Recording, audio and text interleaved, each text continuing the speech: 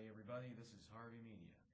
I'm really frickin' bored right now, and the alternative to goofing off and playing around with a webcam in my spare time is essentially doing homework for finals week. So, yeah, I guess I'm about ready to make another video here. So, here is my top 10 favorite superheroes of all time. This year is 2012. It's a big year for superhero movies.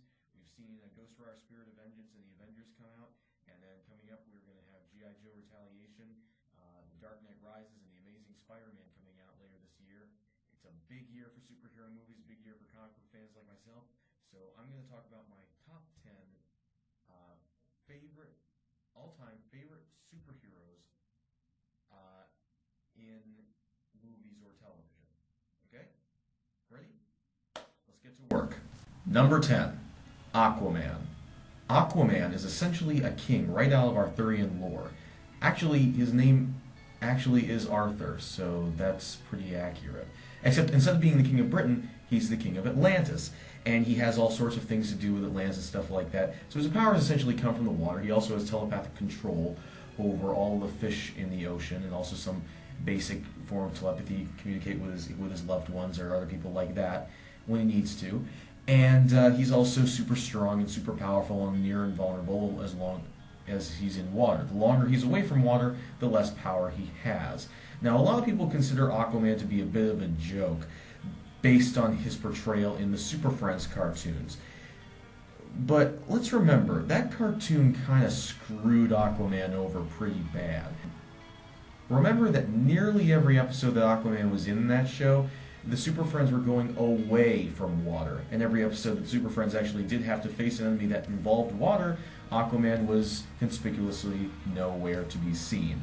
So, really, you can't quite blame Aquaman for the fact that his character sucked in that show. In fact, if you want to see a much better interpretation of Aquaman, there are plenty of resources you can turn to.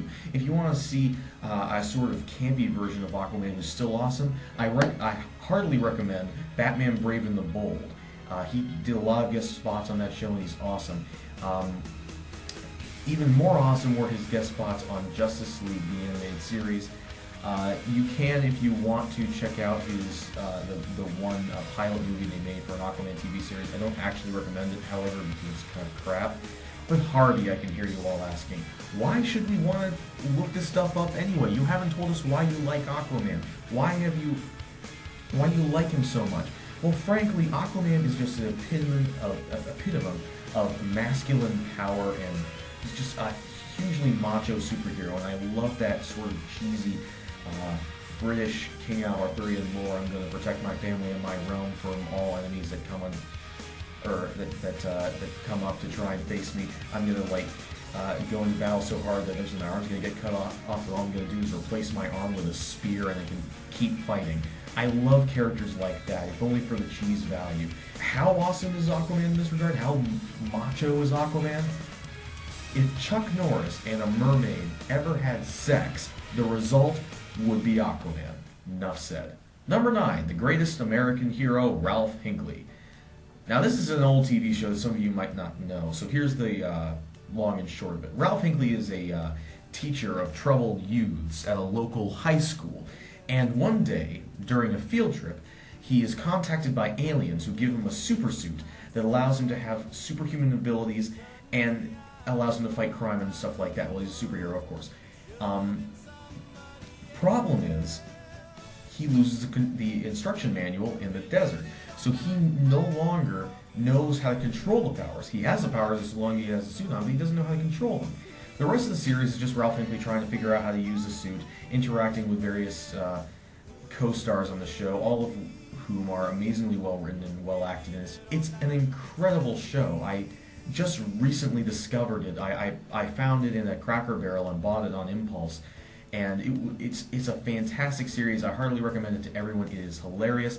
Here's why I like it. It deconstructs the superhero, like, Kick-Ass and Watchmen and all these stuff today are all trying to deconstruct the superhero. It deconstructs a superhero, but it does it without making the main character an asshole, which is something that a lot of these stories do and I don't like it. I like it to have a hero I can actually sympathize with and look up to and enjoy watching. And Ralph Hinckley is that guy. He's a fantastic superhero. I love the series. I recommend it to everybody. As long as you can put up with a lot of 70s cheese and a really bad special effects budget, I recommend it to everybody. Go out and watch it. Number 8, Zorro. You have to give respect to Zorro. Zorro is the man. He is like the original television superhero. He started all the way back in the silent movies doing superheroics. He's been the inspiration for so many of our classic characters, including inspiration for another one of my favorite superheroes, which you probably already figured out is going to be later on in this list. So, you have to give him credit. He's a swashbuckling hero. He's been in dozens of movies. He's been played by everyone from Anthony Hopkins to Antonio Banderas to Douglas Fairbanks to... I don't think Errol Flynn ever played him, but if he didn't, he should have, because this character is badass. I can't find a single thing wrong with him. He knows how to use a whip. He knows how to use a fencing foil. Good gosh, I would love to know how to use a fencing foil. That would be awesome. Great character, great show, great movies. I love it all. Moving on. Number 7, the Mighty Morphin Power Rangers.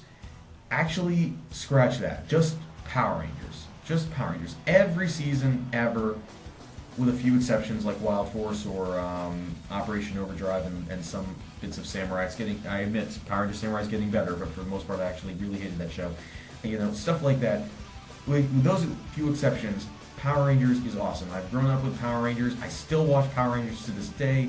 Yes, it's silly. Yes, it's stupid. Yes, it's just an excuse to watch a bunch of multicolored Japanese stuntmen kicking giant monsters and watching things blow up. It's true, but I love it. I actually legitimately love the characters, and some of the story arcs are even really good. Power Rangers RPM in particular was a fantastically well written season of the series, and if that had been the last season of the show, I would have been totally fine with that, because my gosh, that was just brilliantly done.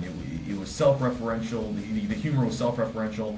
And the storylines were dark, and it was a very well written, very well acted show. I love every season. Power Rangers RPM probably a little bit more than some of the other ones. Power Rangers in Space is still my favorite for nostalgic reasons, but it's a great series. I love it, and I hope it keeps going, and I hope to someday be a part of it if possible. But moving on, number 6, the X-Men. Marvel does a weird thing with their superheroes. I don't understand how they do it, but they create superheroes who aren't superheroes. They create these mundanely practical worlds and then put superheroics into them, but then have those superheroics have to follow the rules of the mundanely practical world. Now, the Marvel Universe, of course, is not really mundanely practical. They just gave you that illusion of that.